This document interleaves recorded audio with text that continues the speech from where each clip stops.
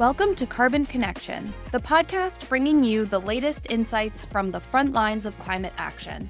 I'm Lauren Napuck with the Climate Action Reserve, and together we'll hear from industry leaders driving real progress against climate change and explore the ever-evolving world of carbon markets and climate policy. Thanks for joining, and let's get started. Hi, everyone, and thanks for tuning in to another exciting episode of Carbon Connection. Today, we're covering a very important initiative that folks ingrained in carbon markets have been keeping a close eye on, which is the Integrity Council for the Voluntary Carbon Market, or ICVCM. As many of you know, the ICVCM is a nonprofit, independent governance body that aims to set and maintain a global standard for high integrity in the voluntary carbon market, unlocking private climate and carbon finance that not otherwise would be deployed. I have a fantastic guest with me today to dive into the ICVCM, Gerald Ouellette, who is the Director of Offset Advisory at ClearBlue Markets. Gerald works at the forefront of North American compliance carbon markets and the VCM globally, requiring him to stay apprised of new regulations in compliance markets and key VCM initiatives such as the ICVCM, which is why it's so fantastic to have him on with us today. Gerald leads a team of analysts at ClearBlue, advising on carbon regulations and clean fuel opportunities, develops client offset strategies and decarbonization roadmaps, advances offset project methodology assessments, and advises on carbon monetization opportunities to maximize impact and reduce risks for their clients. Before ClearBlue, Gerald previously worked for Verra as the manager of energy innovation, where he led the development of emission accounting methodologies for the energy sector and the energy transition. Together with Gerald, we'll explore how the ICVCM is setting the global standard via the Core Carbon Principles, or CCPs, the role of governance in ensuring credibility and impact, and what's on the horizon for the ICVCM as they continue to lead the way in transforming the VCM. Gerald, thanks so much for joining me. Hi, Lauren. Thank you for the kind introduction. And I also want to thank both you and the Climate Action Reserve for having me here today. It's fantastic work that the Reserve is doing, and this podcast is really just a great way to reach folks in the market or those who might be considering entering the market as we fundamentally look to work together to make an impact globally to turn the dial on climate change. I also want to thank my organization, ClearBlue Markets, for the support to take this interview with your team here today. ClearBlue Markets is one of the leading carbon advisory firms globally, and we cover all things compliance and voluntary carbon markets, working with our clients to manage their carbon position in our Vantage platform, which allows them to remain at the forefront of carbon markets to maximize their opportunities and reduce risks. So definitely to everyone listening in today, please touch base at any point if you have any questions. And lastly, before we dive further into the interview, I want to thank our listeners here today. So to everyone tuning in, action starts with you as we look to reduce and remove emissions globally. And it's not too late, and there's still time for more action, and we need it. Gerald, thank you so much for sharing that and kicking us off that way. I feel like that was just such a wonderful way to intro us into this episode that we have and encourage action, and doing so with partners such as ClearBlue Markets. So really appreciate that and your expertise today, as it's an important initiative that we're covering. And to dive into the ICVCM, I am curious to gather your initial thoughts, as it was originally set up in 2021 and tremendous activity has taken place since then as we approach 2025 right around the corner here. So could you give us a high-level recap of all that has been accomplished during this time?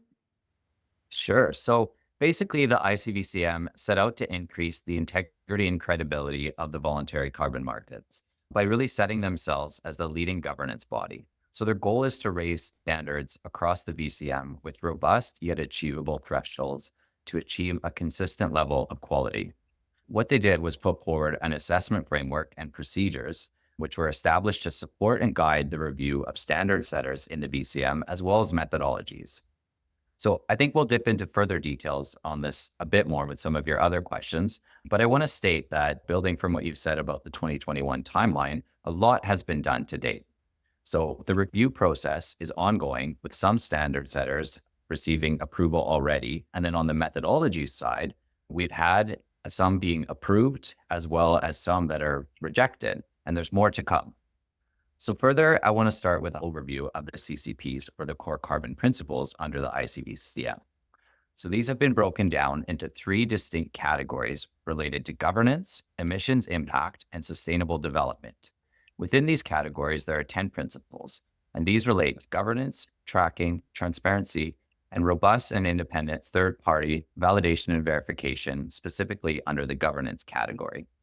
Then under the emissions impact category, we have additionality, permanence, robust quantification, and ensuring that there's no double counting. And then lastly, under the pillar of sustainable development, the focus is on principles of SDG benefits and contributions to a net zero transition being put forward. So the other thing that I want to note here as we talk about the ICVCM work since 2021 and up to date is the traction and the impact that they've had in the VCM. Adding to that, I would also say the credibility that the work of the ICVCM has had to date and will continue to. So through their highly experienced team, they have also brought to the table working groups of global experts in carbon markets to support this work, the review process, and fundamentally the decisions that are impacting the market. So for new market players, this has already created an increased sense of comfort and much needed guidance for the VCM. I like to think of it as trying to slowly move away from the Wild West when you are in a non-regulated voluntary space. Fantastic. Thank you so much, Gerald. That was really a wonderful overview for us to understand what's happened since 2021 and everything that's been accomplished along the way, including this review process, which has been ongoing and organized, the creation of programs being approved and categories thereof, and really creating this sense of comfort and guidance as you've given nod to.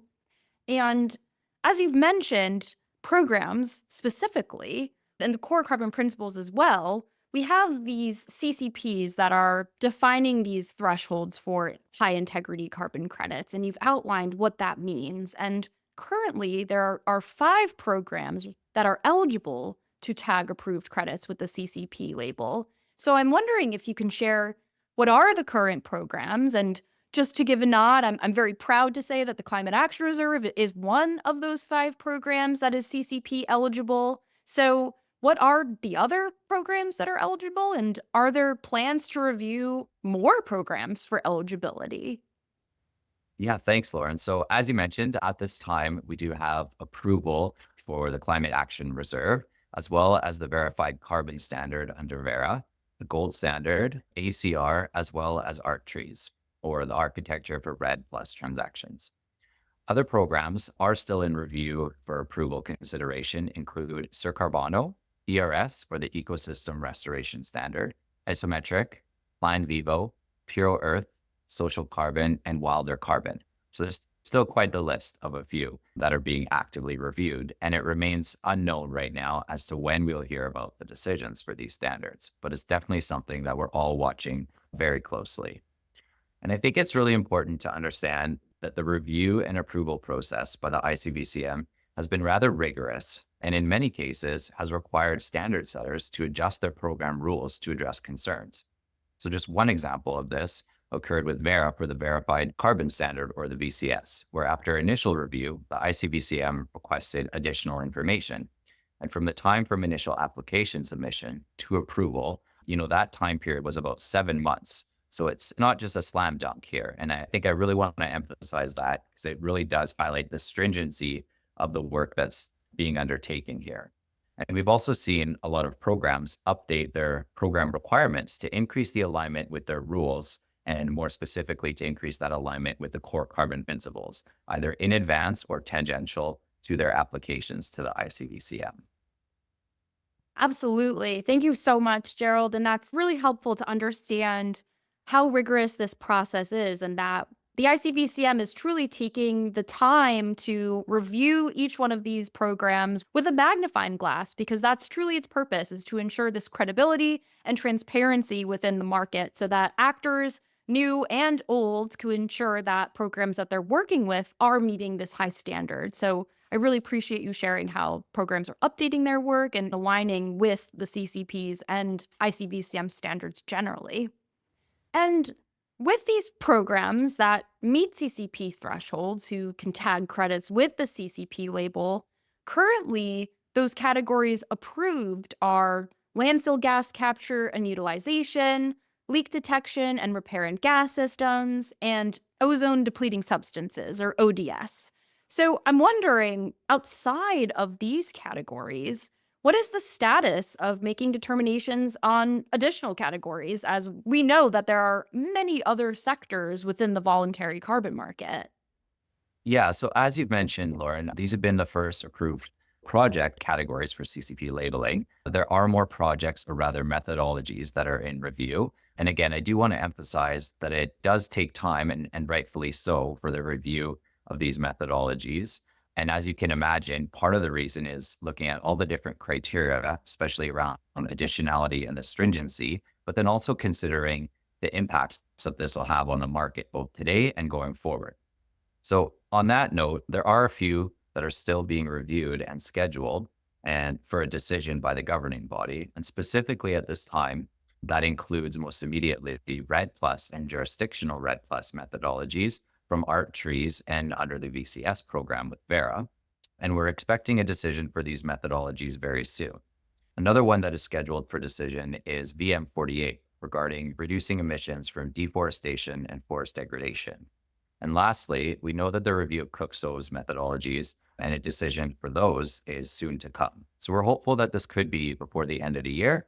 But again, we cannot say for certain at this time, and it may trickle into 2025 for some of those specific methodologies that I've mentioned. Definitely. No, thank you so much, Gerald, for walking us through that. And yes, this takes time as there was lots of criteria that is being considered, and it'll have a trickle effect into the market when these standards and different credits are being able to be looked at. And also, just to give nod to Climate Action Reserve's work, we're excited as our 3 protocols approved so far have been our own US landfill protocol version 6, our own ozone depleting substances ODS protocols version 1 and 2, as well as our Article 5 ODS protocol versions 1 and 2. So we are keeping aligned with the market and excited for these additional categories to be reviewed as well. And on that note of categories being reviewed and approved, there have also been categories that have been rejected. So I'm wondering if you can share what this says about the review process and the criteria considered when holding methodologies to high standards. Yeah, so to date, there have been some methodologies, as you mentioned, that have been rejected, and subsequently, the projects using those methodologies would not be eligible to receive or tag a CCP label or core carbon principle label. So these have included grid-connected renewable energy methodologies, mini-grid methodologies focused on rural communities using renewable energy, as well as off-grid renewable energy methodologies, and one for SF6 avoidance. It's important to understand that with carbon projects, additionality is always time stamped. So a project or even a grouping of projects that may not be additional anymore or seldom are additional now, that may change over time. Many of the methodologies rejected, for example, are dated, which impacts their additionality here today. So to pull this together, these decisions by the ICVCM are not being made lightly, nor are they being done in a silo. Part of the reason that the review takes so long is that it's tied to the establishment and progress of the working groups of additional experts that are involved. So experts in these working groups are looking at these methodologies and projects types to scrutinize every intricacy. More specifically, on the ones that were rejected, the key criteria stated publicly was related to the additionality of those projects and the fact that for those rejected methodologies, essentially, on average, these projects no longer need the revenues from carbon credits to proceed.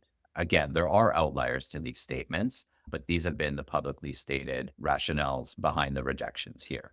This is very important as we think about new projects, forthcoming methodologies, and where the market and fundamentally new finance might be driven. Absolutely. Thank you so much for sharing that. As I think with all of us here in carbon markets, we are constantly looking at this term of additionality and its importance when valuing projects and credits. So to have the ICVCM really put high importance on additionality is key for people interested in learning more about ICVCM, but also giving nod to these expert working groups and the people that are combing through standards and programs to see if additionality is there. And I appreciate you walking us through that process. And with additionality, I'm wondering, how does the CCP label help differentiate high quality credits? And what impact do you expect it to have on the credibility and financial growth of voluntary carbon market projects? Ooh, that's like the crystal ball question, isn't it? Well, given the review process that I've discussed and all the work of the ICVCM, right out of the gates, they're setting a bar in the market for increased credibility. The CCP labels did not previously exist, and now registries with the appropriate ICVCM approval are altering their program rules to enable clarity on their registries as to which credits have this new label.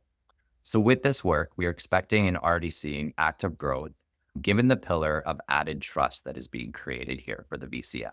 So for a new player joining the VCM, this is one consistent item. And by that, I mean the CCP label that they can now look to understand, recognize, and increase their confidence in what that actually means and how that sort of brings the VCM together to build that. So with this increased confidence in the market, credibility, and integrity comes further action on projects and increased funds driven to the VCM. So at ClearBlue Markets, we have an entire market analysis team that focuses and works at the forefront of the VCM market to understand the supply, demand, and pricing of credits, and also advanced forecasting for the VCM, among other markets. And we're already seeing some key things on the market that is related to the ICVCM and the CCP labeling. So first off, it's important to note that while projects may be CCP eligible under the approved methodologies and standards, generally, they still need to request or apply for a CCP label with a selected registry. And most registries approved have now updated their process to enable this, as I mentioned.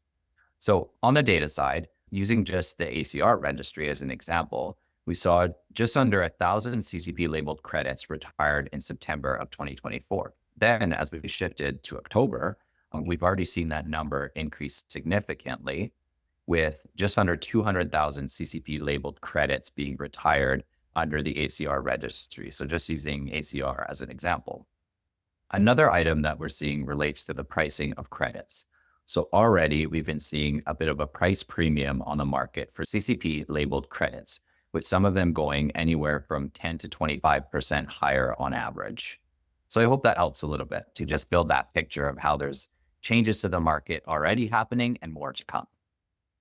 Yes, thank you so much, Gerald. That is really helpful for us to understand how the CCP label is differentiating credits within the market. And you sharing these examples about more credits getting retired with the CCP label and us seeing these increases in retirements, as well as price premiums. I think that really puts it into a really great perspective for the audience to understand how this label is helping drive retirements, prices, but also you've given nod to consistency in that right now within the market. And I think a big reason why the ICVCM has come into such strong play is that there are a lot of different players and actors in the space. And the ICVCM is culminating all of these different players and creating this standard that is bridging the world of consistency between projects and credits and what it means to be high quality. So that's really fantastic to hear. And I appreciate you sharing that with us. And the ICVCM has been around for a few years now, and with time, there likely have been some challenges. So I'm wondering if you can share what are some of the biggest challenges the ICVCM faces in implementing these global standards, particularly with diverse stakeholders across regions and industries. Yeah, great question. So first off, I think one of the biggest challenges that ICVCM faced early on really related to establishing credibility in the landscape. So if we take a step back, take a step back all the way to 2021, think about the basics. So who's involved, where are they coming from, and why? I think they've managed to overcome that given the experts at the table for the organization and the establishment of the working groups that I mentioned. And now as the ICVCM continues to advance their work, there are still challenges related to maintaining their credibility, for one. And this is in part due to the expertise, but also because they must ensure the stringency of their decisions and that they'll be essentially lasting over time, or at least for the near short term and medium term. One of the other elements to consider as a challenge in the future is the time to complete the work. So, not only is the fast action crucial to accelerate climate action at such an urgent time, but they need to ensure continued market momentum with their work. And what I mean by that is that the review from the ICVCM, if it were to start slowing and drag on, I would personally be concerned. And I think, there is this mantra of like, if things start to take too long, people get concerned and start to question why or what's happening. So I do think that's a really critical pillar as we look to continue advancing the work of the ICVCM. Definitely. That's really important to note too, is that the ICVCM has a lot on their shoulders in trying to, one, maintain this momentum and ensure that the review work that they're completing is done in a manner that trust and confidence is rolled along with it, but also while maintaining that momentum, maintaining credibility in the work and ensuring that what they're coming to terms with and the decision making that they're having is credible as well as transparent. So a lot at play to make sure that we have this highest standard. So it's appreciated the work that they're doing, and asking folks to be a little patient, I think, is also key here. Yeah, that's a really great point, Lauren, that I just want to add in here is it's a huge task and kudos to everyone involved. And it's fantastic work. And it's now just about balancing time to delivery, making sure that that high bar is maintained and that for the most part, it works for the majority on a global scale. So it's not an easy task. And I think we're all just looking forward to the continued progress. Definitely. Yes. Thank you so much, Gerald, for adding that in. I think just absolutely agree with you. And of course, there are so many different players in this space, including the Reserve and ClearBlue Markets. So, us as organizations being able to support the ICVCM and help them along the way and support the momentum, but along with that patience as well. I think we're both in agreement on that. And Gerald, with these stronger standards now in place, how do you see the VCM scaling to meet this level of ambition that we're discussing, required to address the climate crisis? And layered into this, do you think there is more to do? And if there is more to do, what more is there to do? Okay, so I'll try to withhold bias here, but fundamentally, the VCM provides a crucial financing tool to support climate action. And going back to the why, when you create a revenue stream for emissions reductions and removal projects, you're going to attract more players. You're going to see more action. And then what that all means is we can make more of an impact and difference globally. So the short answer to your question is that I do see the VCM continuing to scale. I will add a few points here to help build this out. So first off, more and more stakeholders are actively participating in the VCM already or are starting to express interest and trying to understand how it can fit into their portfolio and sustainability plans. So I lead much of our front-facing VCM work with our clients, and this is a very common theme as we create fit-for-purpose offset strategies and identify project monetization opportunities. So maybe a company is advancing an activity, whether it's a new technology or an existing technology, and a decarbonization initiative fundamentally is this question of can they benefit or accelerate that action from the revenue stream of carbon credits? And is there a methodology and registry out there that supports that? So again, just really looking to accelerate action where we can support that action with the revenue streams from carbon credits. Beyond the increased interest, part of the BCM growth simply ties to the number of corporates setting climate goals. More and more companies are putting forward their net zero targets, for example.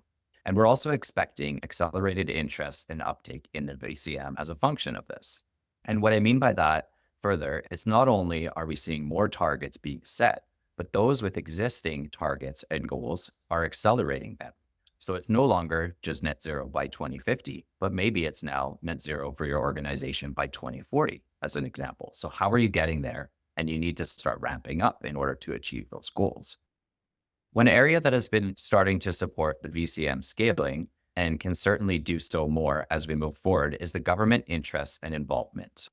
So we're seeing more and more convergence of compliance and the voluntary carbon markets, with more to do as countries look to adopt VCM methodologies to allow the validated benefits of VCM projects to be counted towards country or jurisdictional goals and accounted for the respective jurisdictional reductions or removals. So something we're really closely watching, and it's especially timely as we start to think about all the action already happening at COP and more to come. So to close off, I'll leave our folks with two key areas where I think there is more to do for us to continue scaling action with the VCM. So first off, education. This mostly focuses on attracting new players to the VCM, detailing what it is, how it works, and why it is credible. And then secondly, the part that's layered into this is data transparency. So at ClearBlue Markets, through our Vantage platform, our subscription services allow our clients to have up-to-date data on VCM supply, demand, and credit pricing data. They can also forecast the value of their offset project credits with our predictive tools and manage their portfolio of emissions, offsets, and budgeting with our voluntary position manager in Vantage. This type of data transparency really helps accelerate action, giving confidence in the short and long term for the VCM. And it helps to optimize positions by maximizing opportunities and reducing risks. And these are really crucial items going back to data transparency and education as we look to scale the VCM and accelerate action. That is so fantastic to hear. And I think you're helping us understand that, yes, we are going to continue to scale the VCM, but why is that happening? We're seeing more actors get involved, more interests from companies in setting climate goals and net zero targets. And overall, across the board, organizations and people are ramping up efforts to address the biggest crisis that we're facing, which is climate change, and doing so through education and data transparency and an all hands on deck approach. And it's exciting to see these collaboration opportunities truly on the rise. So I thank you for sharing that, but also for the breadth of work that the ICVCM is doing today. And before we close today, I'm wondering if there are any follow up thoughts or remarks that you'd like to leave us and the audience. Yeah, first off, I really just want to thank everyone for listening in. I want to thank you, Lauren, for the interview today and the Climate Action Reserve for having me on and for extending the invitation to ClearBlue Markets, again, as one of the world's leading carbon advisory firms. And lastly, I will just say to everyone who is active in the VCM or listening in here today and thinking about dipping in, let's keep going and let's keep up the good fight for a better tomorrow. So thank you. And I look forward to seeing all the continued action. And there's still lots to do out there. Yes, there's still lots to do, and we're excited to do it together. So thanks so much again, Gerald, and looking forward to the fantastic work we're going to do together to solve the climate crisis. Thanks a lot, Lauren.